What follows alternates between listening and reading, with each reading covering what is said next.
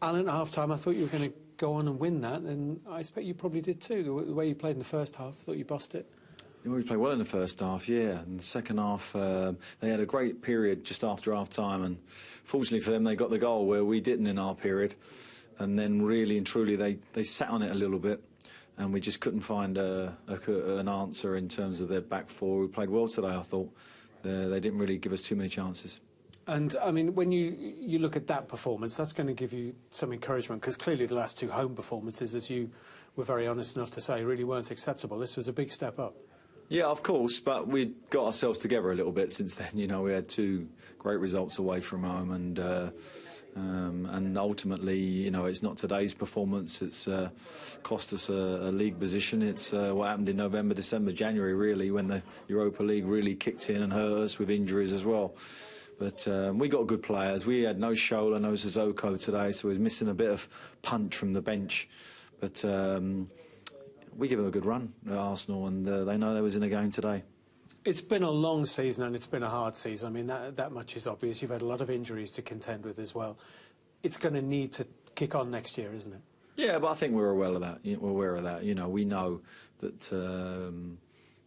80% of this side is a strong team, and without the Europa League campaign that we won't have next year, we'll be a lot stronger without doing anything.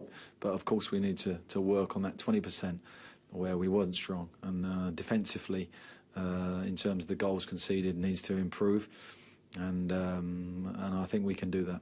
And a word about Steve Harper. I mean, 20 years at the football club, averaging, you know, only a sort of dozen or so games a season. I mean, a completely loyal and trusted guy around the club for such a long time. Well, he's just done, you know, in terms of his career, it's been magnificent, but he's been behind some fantastic goals. Shea Given in particular, when he was probably in his prime.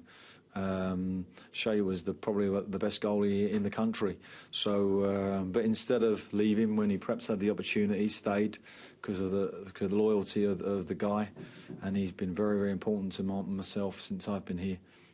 Great person, and a fitting tribute today, I thought, from our fans and from our squad, and also from Arsenal, who presented him with something which is very kind of them.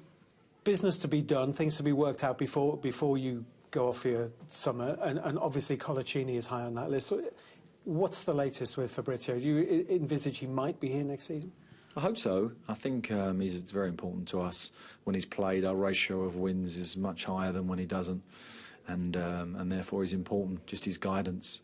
But it's a personal decision really from him more than a business situation. So we'll be talking to him and hopefully persuade him to stay at least for one more year. And you did say the other week, before you sat down and got relegation out of the system, and you got yourself safe, you said, when we've done that, we'll sit down and talk about where I'm going to be next season. Have you done that yet?